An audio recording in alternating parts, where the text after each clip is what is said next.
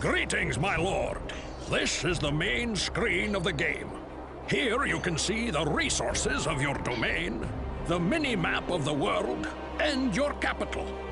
From here you can also open the research window, the spell book, enter your capital, and command your troops. In the city view, you can rename your city, switch between them, and select which buildings to construct and which units to recruit. To construct a building, choose one from the list of buildings and point to a hex where you wish to construct it.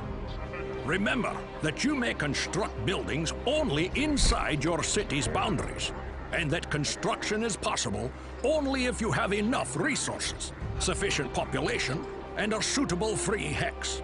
Some buildings also require other buildings to be erected first, or the presence of a local resource such as gold or donkeys. In order to hire a unit, you must first have built the requisite structures, and you must possess sufficient resources. My lord, you have opened the research window. Here you can choose a spell to research. Choose wisely, and consider the information that appears when you hover the cursor over each spell's icon. This is your spell book, which contains all the spells you have learned. Note the indicator beside each spell's icon. This shows how much time is required to cast the spell. To give an order to a unit, you must first select it with a left click of the mouse. The selected unit can then be ordered to move or to attack. Orders are given also by mouse.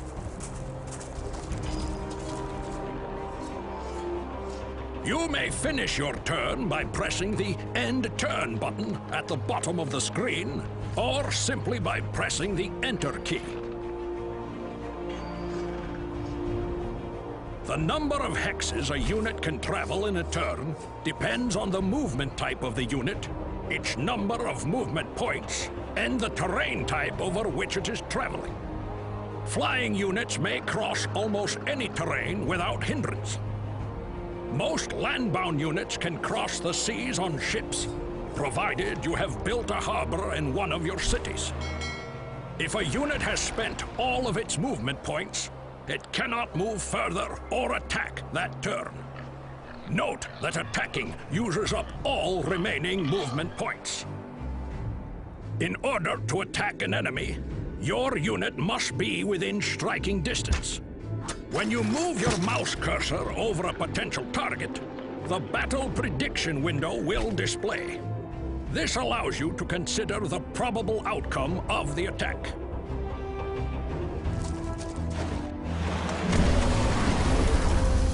Your units may capture cities. To capture a city, you must defeat any unit in the city's castle, defeat the castle itself, and then enter it with one of your units.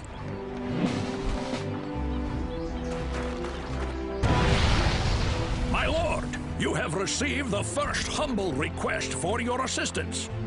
You may agree to grant it, or you may refuse. But do consider who is asking. It is unwise to refuse quests offered by the gods.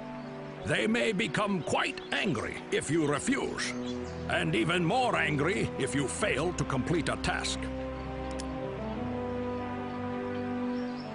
You have opened the diplomacy screen.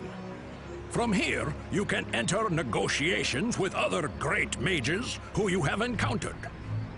With them, you may offer trade, make peace or non-aggression pacts, declare war, and so on. Also note the Circle of Gods, which shows you how you yourself and the other great mages stand with the gods of Ardania. To improve the relationship with a god, you may complete his or her quests. Improving these relationships will allow you to gain new spells and hire his or her servants.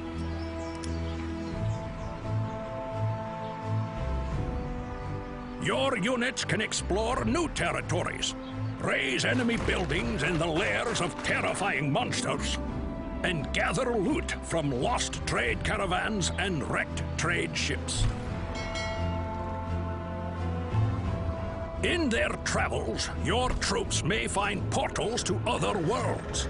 To enter a portal, simply send a unit to its hex. But I must warn you, my lord, that other worlds can be very dangerous places indeed. You had better have quite an army, or first send in a recon force. I would recommend a low-level unit, or even a summoned troop. Someone that won't be sorely missed.